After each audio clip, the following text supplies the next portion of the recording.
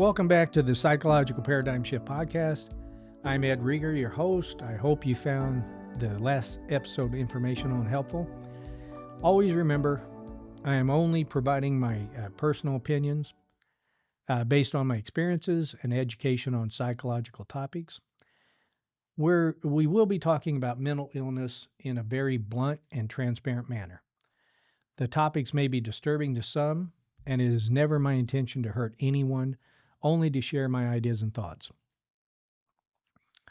Tonight we're going to cover, in this episode, relationship histories and the questions you may want to ask your potential partner.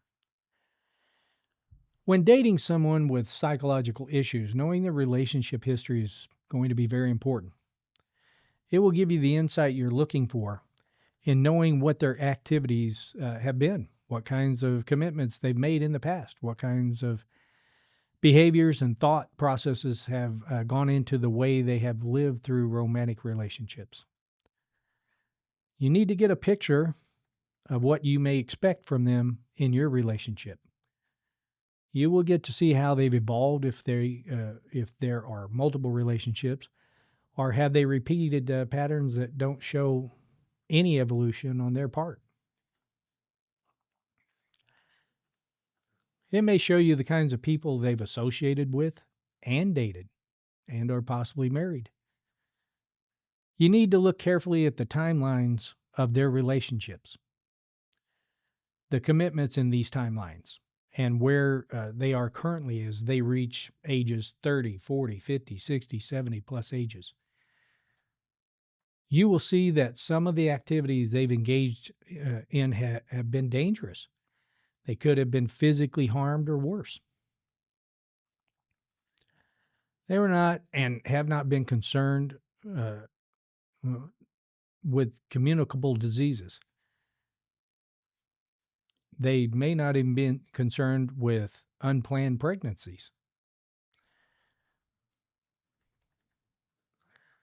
Okay, let's get started with some of the questions you want to ask your potential partner while you're dating. At what age did you start dating? You need to get a sense of this timeline, especially if they started in their early teens and if they dated seriously, especially if they dated older people in their teens. This may be a red flag as to the boundaries they and their parents and guardians had or didn't have. When I was 16, I was dating a 21-year-old. I know many teens that have dated older people.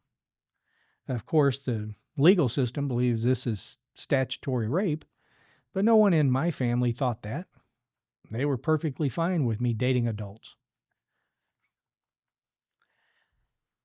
How many dates do you have a week, month, or year?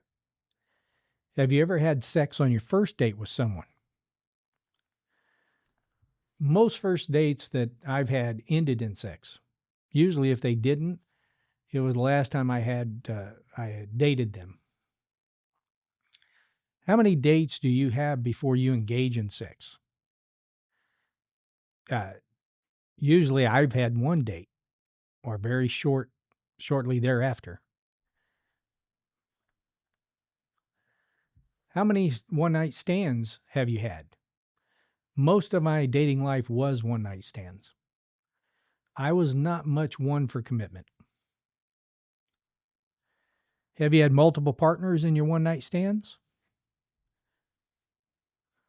In your one-night stands, have you had sex with same-sex partners?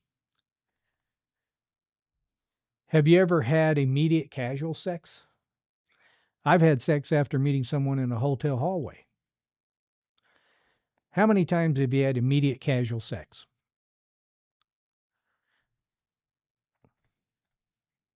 Have you had sex with an opposite partner or same-sex partner?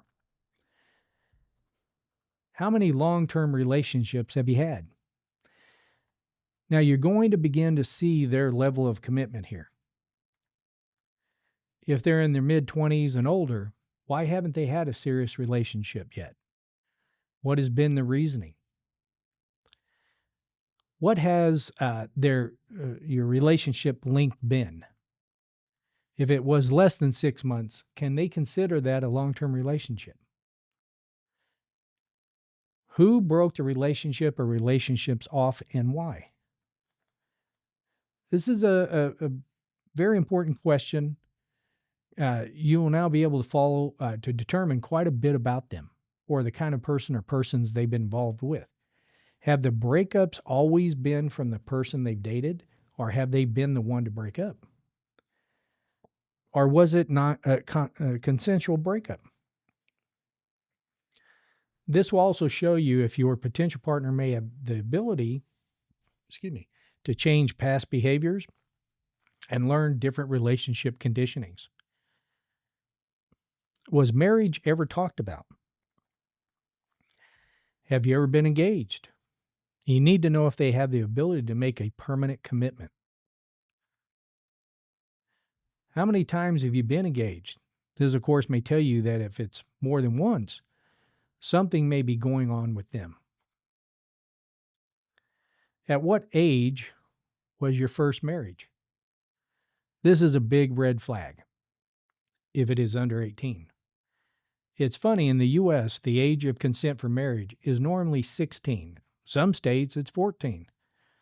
Of course, a parent has to approve, but the laws are on the books all over America. When was your second marriage? Your third marriage? Your fourth? If you're getting an answer for this, then you may have some serious issues that you should stop and wonder about. Will I be number 5? How many children do they have? The average birth rate in the U.S. currently is 1.5 children per women 15 to 44. You need to know how many potential stepchildren you may be responsible for in the future and the many psychological minefields you may need to address. Are these children the same from the same mother or father? Are there more than one? You can now begin to gauge how many personalities and potential complications that you may need to be addressing from stepchildren, multiple in-laws, multiple exes, partners and spouses, multiple children from the exes and their partners. We've talked about these complications before. And do you still have a relationship with your exes? If they had children, then they don't really have a choice. Unless they or the exes have abandoned the relationship with their children altogether. And with families with psychological issues, you will hear, I hear this a lot from different people. I haven't spoken to my kids in 10, 20, 30 years. They just don't want to have a relationship with me, or my ex turned them against me. As you get older, you hear this all the time. You can hear it from siblings, coworkers, neighbors, friends. It's one of those statements that is definitely a red flag. Do you have stepchildren? We covered this and the next few questions before in the family history, but I think mentioning them again gives relationships a different context when you see how they can and will affect your current romantic relationship. How many stepchildren do you have? Do you still have a relationship with your stepchildren? With all my stepfathers and multiple boyfriends my mother had, I have never continued any relationships with any of them ever. How often do you associate with your stepchildren? What kind of things do you do together? I have never associated with any of my step parents or step boyfriends. I have never done any activities with any of them as an adult. I don't know their location in this world, and they do not know mine. What you're looking for in these questions with the person you're trying to create a long-term romantic relationship with is the ability to make substantial commitments that will last through your lives together. You must see their attitudes to dating, sex engagements, marriages, exes, and children. All right, let's go ahead and end there. Uh, Next week we'll cover job history, uh, and I want to thank you for sharing time with me tonight. I hope this information was helpful as we progress through the paradigm shift, psychological paradigm shift. Remember, you can go to the website, psychologicalparadigmshift.com, and I'll post any updates when I have them. And you can sign up to receive future information about events that will be coming up. And I look forward to next week's episode with you. Take care of yourselves.